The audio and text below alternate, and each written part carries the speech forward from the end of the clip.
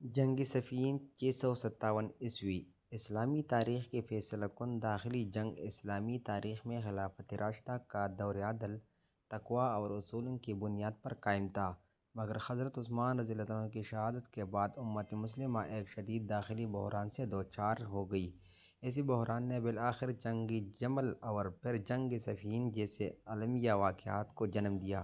جنگ صفین 657 میں حضرت علی رضی اللہ عنہ اور امیر شام حضرت معاویہ رضی اللہ عنہ کے درمیان پیش آئی اور یہ اسلامی تاریخ کی سب سے اہم اور نازک داخلی جنگوں میں شمار ہوتی ہے۔ جنگ صفین کا بنیادی سبب حضرت عثمان کے قتل کا قصاص تھا۔ حضرت عثمان کی شہادت کے بعد حضرت علی خلیفہ منتخب ہوئے۔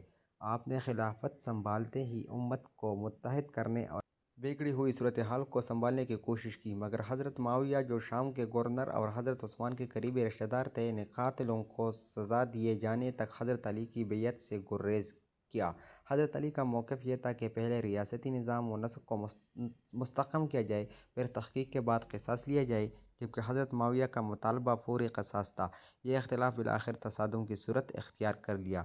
صفین دریائے فرات کے کنارے موجود ایک مقام تھا جو موجودہ شام اور عراق کی سرحد کے قریب واقع ہے۔ دونوں لشکر کئی مہینوں تک یہاں آمنے سامنے رہے۔ ابتدا میں مذاکرات کی کوششیں بھی ہوئیں مگر کوئی حتمی نتیجہ نہ نکل سکا۔ آخرکار 657 میں جنگ کا آغاز ہوا۔ دونوں جانب ہزاروں مسلمان شامل تھے جو ایک دوسرے کے مقابل کھڑے تھے۔ یہ حقیقت اسلامی تاریخ کا سب سے افسوسناک پہلو ہے۔ یہ دونوں لشکروں میں صحابہ کرام موجود تھے۔ جنگ کئی دنوں تک وقفے سے جاری رہی۔ سب سے شدید مرحلہ لیلۃ الحریر کہلا جاتا ہے، جس میں دونوں طرف بھاری جانی نقصان ہوا۔ جب حضرت معاویہ کی فوج پر شکست کے آثار نمایاں ہونے لگے تو ان کے لشکر نے قرآن کو نیزوں پر بلند کر دیا اور قرآن کے مطابق فیصلے کا مطالبہ کیا۔ یہ منظر دیکھ کر حضرت علی رضی اللہ عنہ کے لشکر میں شدید اختلاف پیدا ہو گیا۔ کچھ لوگوں نے جنگ جاری رکھنے پر زور دیا جبکہ اکثریت نے قرآن کی دعوت کو رد کرنا نامناسب سمجھا۔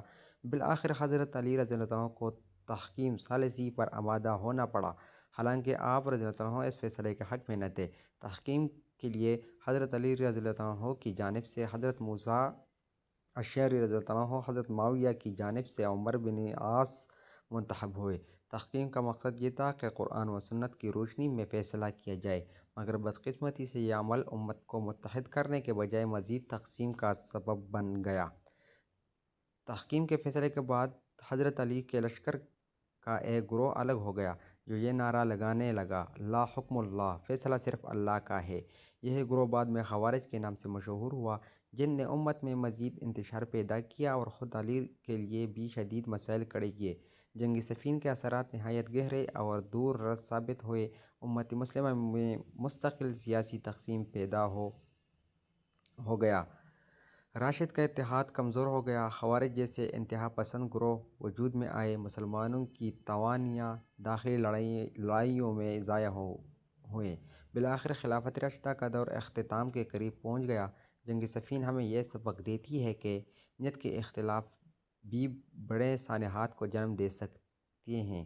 داخلی انتشار قوموں کو کمزور کر دیتا ہے۔ انصاف، صبر اور حکمت کے بغیر طاقت کا استعمال تباہ کن ثابت ہوتا ہے۔ یہ جنگ کسی ایک فریق کی فتح یا شکست نہیں بلکہ پوری امت کے لیے ایک عظیم آزمائش تھی۔ ٹائم کی کمی کی وجہ سے اگر کوئی غلطی ہوئی ہو تو معافی چاہتا ہوں۔ اللہ حافظ۔